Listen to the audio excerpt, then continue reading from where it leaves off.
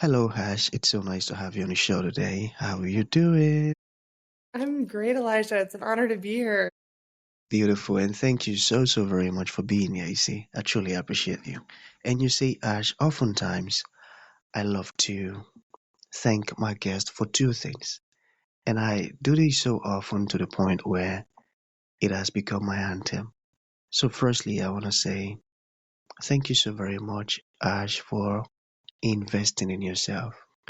You see, you are on this platform right now because you did invested in yourself. And oftentimes, I love to make reference to the amazing mango tree. You see, some couple of months back, I was on a particular road, and just by the roadside, Ash, there was this very tall, unattractive mango tree. And I used the word unattractive because the mango tree's got no mangoes on it, and the leaves were all dry. So I just walked past it and I went my way. But you see, Ash, just recently, I was on that same road. And this time around, a lot's changed about the mango tree, you see.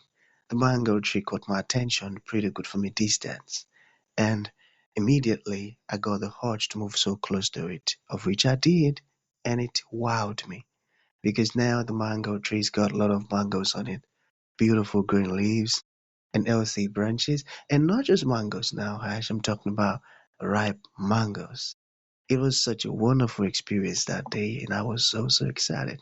Here is my point. The fact that you dedicated your time, energy, and resources to becoming the amazing Hash that you are today, that alone has made it impossible for me to say nope to you.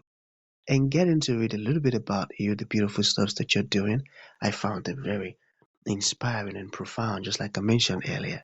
So I've got to say thank you so very much for doing that to yourself. And secondly, thank you for being here. I truly appreciate you. Appreciate you, at least, Elisha. I really Yeah, am thankful. And I love beautiful. mangoes, so Awesome. Beautiful. So let's get started. You see, I am quite excited to have you on the show today for some reasons. Firstly, my interest in knowledge seeking. I believe in order for one to transition from a terrible situation to that of a beautiful one, Ash, I believe it takes the application of knowledge, quality information, and not just knowledge now, but the application of it. And you see, Ash, ever since I discovered that light in the Hebrew means knowledge and darkness ignorance, I've been so keen to knowledge seeking. Why? Because I do not want to remain in the dark.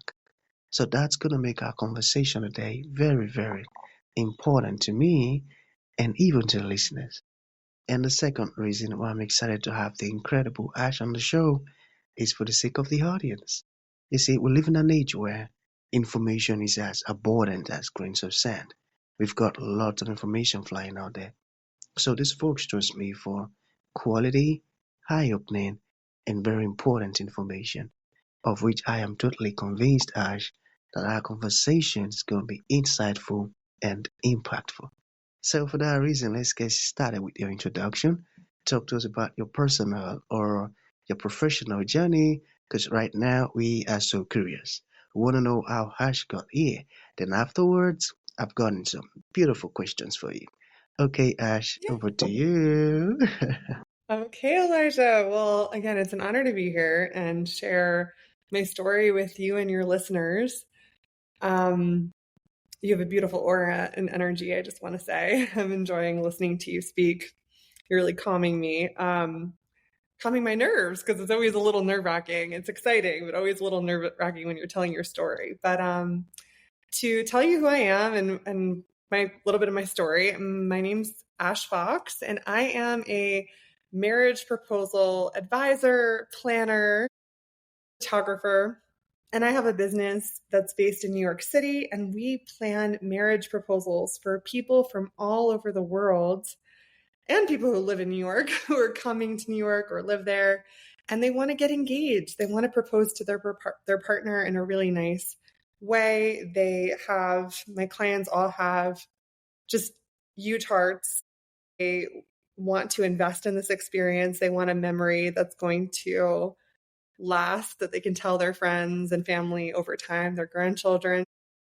And so they need some help, because proposing is one of the most vulnerable and can be like a super nerve-wracking thing to do, because for just so many reasons. Because for one thing, you are making this proclamation to your partner. So it's basically like things are getting real now, right? It makes everything real. And that brings a lot of nerves, because it's like, okay, now we're taking these next steps in our life and family, and there's a lot of logistics. But then there's nerves for other reasons. They love their partner so much, otherwise they wouldn't be committing. And so they want to have this almost ceremony of proposal, ceremony of engagement, be something really, really special between them, so that he or she is really happy with the whole experience. So they come to me for help with advice. Like, people have all kinds of questions when they're getting engaged. Like, how am I going to get my partner to the location? How am I going to trick them? How am I going to, when should I drop to my knee? When should I have her family come out? Or how do I involve family? What's the best location to propose? All of these types of things. And so I meet with my client, I help them, I advise them on these things. And then we come up with a really great plan. And then a big part of my service is we document it in gorgeous images and videography. So I have my team of photographers, videographers. Wow. And they're amazing. They're all trained by me. And now I'm going to tell you my story, because just to go back in time. So back in, so I've always been a romantic. I've always been a big Disney girl. I loved all the princesses and the romantic stories. I love fairy tales. I had a book that my grandma gave me that was like a book she read to my mom when she was a child, and it had all these incredible fairy tales in it. And I think I'm a bit of a dreamer, and that's why I have such a romantic career, because like I want to believe that these fairy tales can be true, right? Right. When I was in so I'm a creative person and I'm an artist, and I've always been that way since I'm little. And the one thing is, you look at the world and you're like, well, how am I going to make a living being an artist? How am I going to make a living as a creative? And you have a lot of naysayers, right? A lot of people will say, starving artist, or, the chances are so slim. You just got to get a regular day job and all of those things. But what I ended up doing was throughout my college times, I actually went to school for art, studied art. And my program was really serious about like being a real artist in New York and around the world. But then I started getting worried, like, I don't want to be a starving artist. What's going to happen? So I'm like, I got to make money. I got to figure things out. And so I started doing a whole bunch of freelance work and just trying to do any creative possible thing I could find and experiment. So a big part of my beginnings was just experimenting with different kinds of creative odd jobs, honestly. So I was doing everything from like designing a logo, or like doing freelance like fashion styling, or doing videography, or doing editing of like video editing, whatever I could do. And what ended up happening was I had a really good friend who this is long story long. I don't know if you have time, Elijah, for this long story, but Let's I go. can tell Let's you how have we it. got there. Okay, I'll tell you. So one of my best friends, he is a musical performer, and he was doing all of these photo shoots, like for promo shoots for his career and to get started. And one day I just said to him, I'm like, these photo shoots are so expensive, because he's working with really top photographers. And I was a little arrogant, and naive. And I just said to him, I mean, now I know better, but I was like, why don't you just buy a fancy camera and I can figure it out, and we can just do this, like, do this on the cheap, right? So he's like, you know what? That's a good idea. So he gets the camera, him and I play around with it. And next thing you know, like, I'm photographing him, I'm photographing kind of him on the road. And simultaneously, I get it's crazy, Elijah, because I sometimes feel like my whole philosophy in my career and everything I've done is kind of following the crumbs that the universe gives you. Like the universe shows you something for a reason, right? Like when you Right. saw the mango tree and then you saw it again and you're like, wait, Yeah. this is like a metaphor for life and like patience and letting things grow and the beauty of things. So for me, I ended up right after this situation with my friend, simultaneously, another friend said, I'm starting a rock and roll party in New York City, like this like really cool, really chic New York City rock and roll party. And I want to hire you to be a dancer at this party. It's so random. And I was like, a dancer? I'm like, what, like a go-go dancer and like booty shorts? And he's like, no, no, no. Like, you've got great style. We just want you to like inspire people to dance. So, and I had never had a job as a dancer in my life, but I was like, you know what? I'm doing all my odd jobs. Let me try it. So I'm dancing for about a month. And meanwhile, there's a girl at this party who's the photographer for the party. And she ended up having to leave to like go to Turkey. She was a model. And so I said to the man who hired me, I was like, hey, like, I'm a photographer. I can take her job. And so I ended up getting this job. And what was wild about it was, like I said, I never even did photography before this. I had only done playing around with my friends. So the first two photography jobs I ever had, they were actual jobs. They were paid. They weren't even me like doing this as a hobby. So I was like, hey, the universe is telling me something. Like I'm getting crumbs. And then next thing I know, people were using, it was like early days of, using Facebook, and people were putting whatever picture I took of them that night, they were using it as their profile picture. And so I was like, you know what? I was like, this is a good sign. If people want to use that picture as their profile picture, they probably liked the photo I took. So Yeah. yeah, I got that positive feedback. And so from there, I was in this really cool world doing this really cool photography. There was all kinds of cool, famous musicians coming in and out. John Legend came to the party. We had Debbie Harry from Blondie. We had like a lot of really cool people coming in and out. I ended up getting an award for the best nightlife photographer in New York. I was like, okay. And I'm not saying this to brag. I'm saying this because I had such little confidence, Elijah, at this time in my life. I really struggled with my self-esteem and like finding, like knowing like what's going to be my path in life. Like, what am I going to do? It's like those days, right, when you graduate, it's a little bit, unless you have a clear path, it can be really tricky. I just felt really grateful that I felt like, okay, I'm getting some affirmation that this is working. And so I kept going. And then, like I said, long story long, one day I got to a point, what ended up happening, to give you the real story here, what ended up happening was the rock and roll party ended up folding. And New York, a lot of the venues that were hosting our parties, because we would bring this really cool community to these different venues, the city was changing and people were really wanting more hip hop and they were wanting more top 40 and they were wanting more EDM. And so the DJ I worked for, he was like, he had to adapt to that. So we ended up working in this club where they're playing, it was a different crowd. It wasn't as much of an artistic crowd. It was more like a Wall Street crowd and finance crowd. And it was hard for me because I felt like, you know what, this wasn't the magical world that I enjoyed working within. And so I started getting burnt out. I finally faced that moment of like, I don't want to work at night. And I don't know, is this going to be my life? Like working in some like dark club until 4 a.m. So I hit my breaking point. And at that point, I had a conversation with my dad, who was kind of like a mentor to me during this time and has been throughout the years. And I said to him, I'm really burnt out. I don't know what to do. And he's like, you need to start photographing baptisms, weddings, bar mitzvahs, corporate events. I'm like, that's not cool. Like, I'm not a sellout. I'm cool. I'm like this cool rock and roll girl, and an artist. And that was like how I wanted to see myself. And so I ended up getting so burnt out that I listened to him and I started doing all these cool, like family events. And, it was great. It was actually great. And it really showed me, it like helped me adapt. It helped me see a whole other part of life that's actually really wonderful and wholesome and something that I wanted to be around. And then one day I'm doing all these family events, and one day I get a request, and it's to photograph someone's marriage proposal.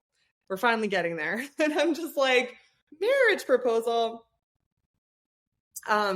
Oh, there you are, Elijah. I lost you for a minute. I was like, marriage proposal? That's crazy. I'm like, why would someone want their marriage proposal photographed? I didn't really get it because this was early days. Like it wasn't what it is now. Where like now you go on Instagram and you see all of these photos and people have their rings out and people are celebrating and announcing these things. Back then, things were way more low key. You know, people didn't share all these things the way they do now. They might share like that they got married, but like it wasn't, the proposal wasn't the whole thing, and it became. Anyway, so I do this proposal. So this guy, so in these early days, just to track back, it wasn't where I'm now, where I'm having a consult call with client, I'm giving them advice, I'm helping through the process. Back then, the client just said, "Hey, can you show up at this location, take some pictures of my proposal?" You know, they weren't asking me for advice. So I show up at this proposal, and the proposal is on the lake in Central Park in New York City. So Central Park is this very famous, huge, sprawling park in New York City. It has gorgeous architecture everywhere. It's very dreamy, very fairy tale like. It's a beautiful place. It's been in so many movies. And there's a beautiful lake where you can take out a little rowboat.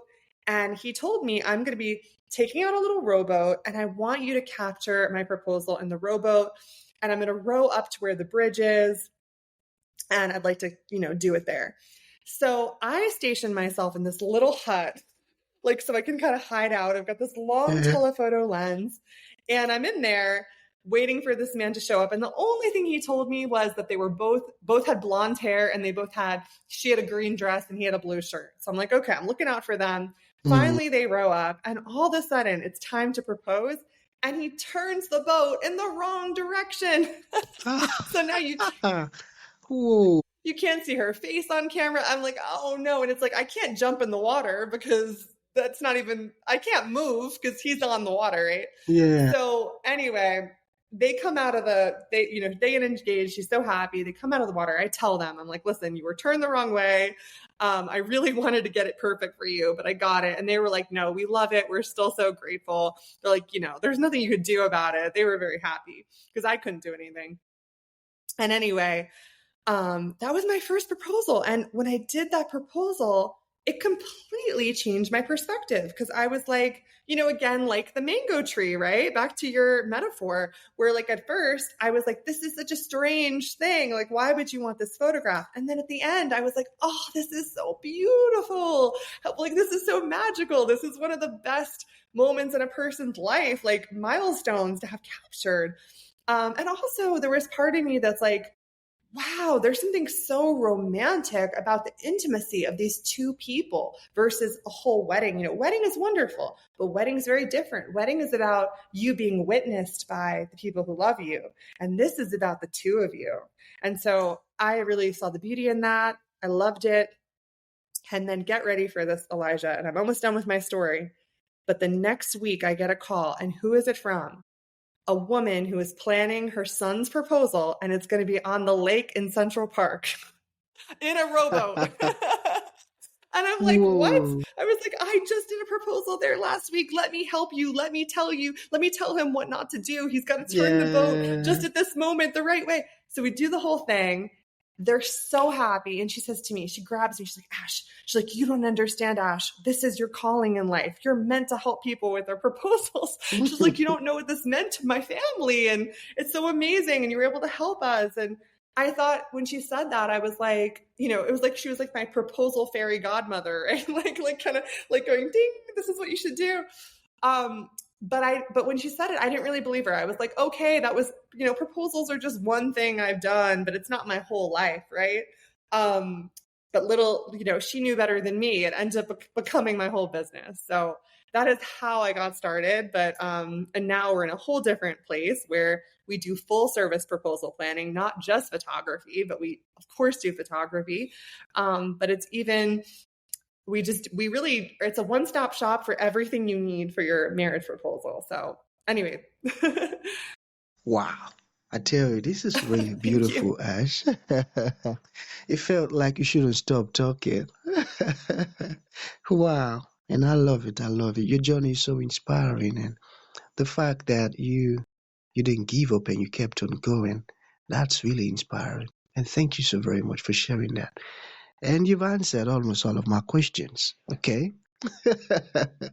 So we have just, let's say just two, yeah. Okay, two. So Okay. yeah, so it says, what do men usually worry about before proposing? Okay, that's a great question, Elijah.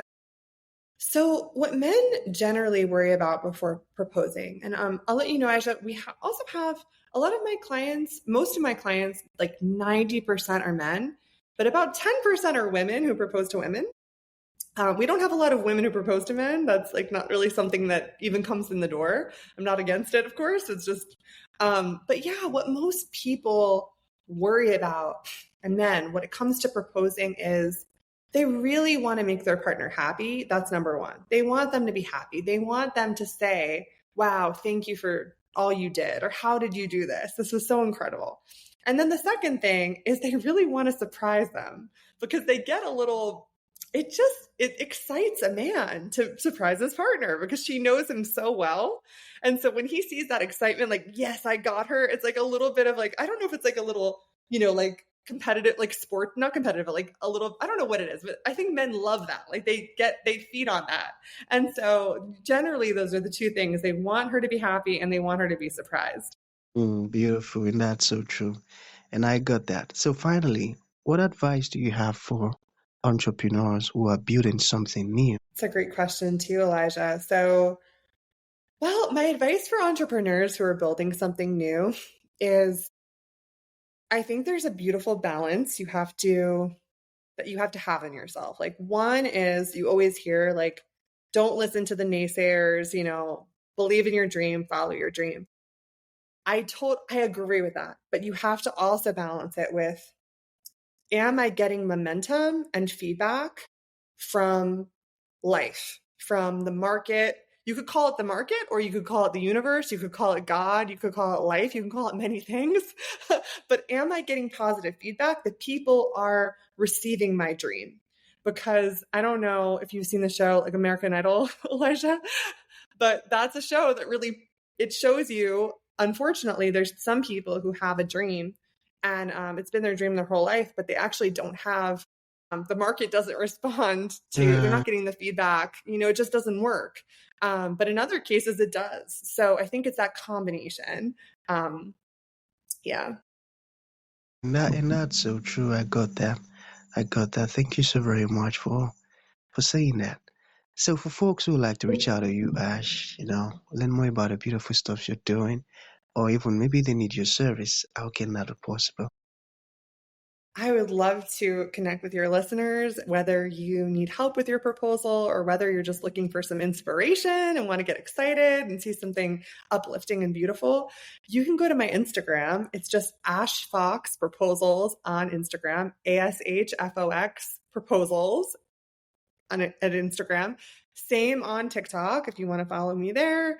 And then if you want to reach out on my website, it's ashfoxproposals.com. Beautiful. So thank you so very much, Ash, and that's going to be the end of the show. Thank you for coming, and thank you for sharing this wonderful story with us and insight. It means a whole lot. Thank you. It was an honor, Elijah. Thank you for having me.